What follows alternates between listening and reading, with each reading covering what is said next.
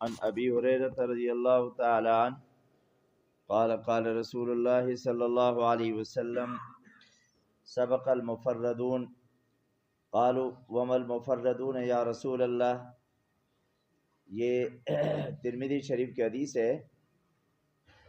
امام الانبیاء صلی اللہ علیہ وسلم نے ارشاد فرمایا کہ مفرد لوگ بہت آگے بڑھ گئے. مفرد لوگ. صحابہ نے پوچھا یا رسول اللہ مفرد لوگ کون ہیں؟ امام الانبیاء صلی اللہ علیہ وسلم نے ارشاد فرمایا مفرد اسے کہتے ہیں جو اللہ کے ذکر کے لیے مر مٹنے والے، اللہ کا ذکر ہی کرتے رہے. ہر اچھے کام کو اللہ کا ذکر کہتے ہیں. ہر اچھائی کی طرف دوڑتے رہے، وہ اللہ کا ذکر کرتے رہے. وہ قلبی ذکر ہے، وہ زبانی ذکر ہے، وہ ہاتھوں کا ذکر ہے، وہ کانوں کا ذکر ہے. بس وہ دوڑ لگا کے چل رہے ہیں. سابقوا الی مغفرۃ من ربکم وجنۃ عرضها. اللہ رب العزت بھی فرما رہے ہیں نا، دوڑ لگاؤ. کدھر؟ اللہ کی طرف دوڑ لگاؤ، اللہ کے ذکر کی طرف دوڑ لگاؤ، اور جنت کی طرف دوڑ لگاؤ. جنت اللہ کے ذکر سے ملے گی. پھر فرمایا امام الانبیاء صلی اللہ علیہ وسلم نے فرمایا کہ ذکر ان کے بوجھوں کو ہلکا کرے گا. قیامت کے دن جب آئیں گے اللہ کے سامنے نا، تو ہلکے پھلکے ہوں گے.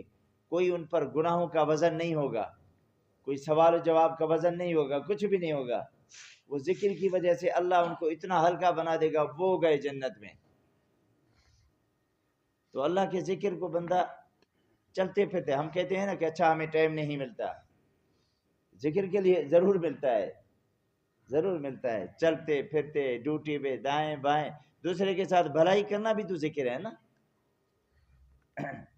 رسول اللہ صلی اللہ علیہ وسلم نے فرمایا من اکثر ذکر اللہ فقد بری من النفاق.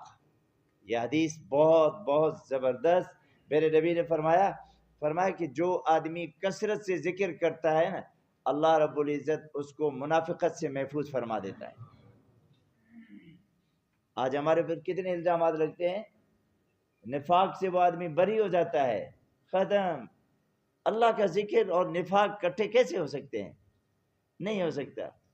تو اس لیے یہ مہینہ بھی ایسا ہے جو میں نے ابتدا مہینے میں بتایا تھا نا، 4 کام ہم ضرور کر لیا کریں. ایک لا الہ الا اللہ کا ورد کریں، استغفر اللہ کثرت سے پڑھیں، اور اللہ سے یہ بھی دعا مانگے کہ اللہم انی اسألک الجنہ، اللہ مجھے جنت عطا فرما دیں اور جہنم سے بچا لیں.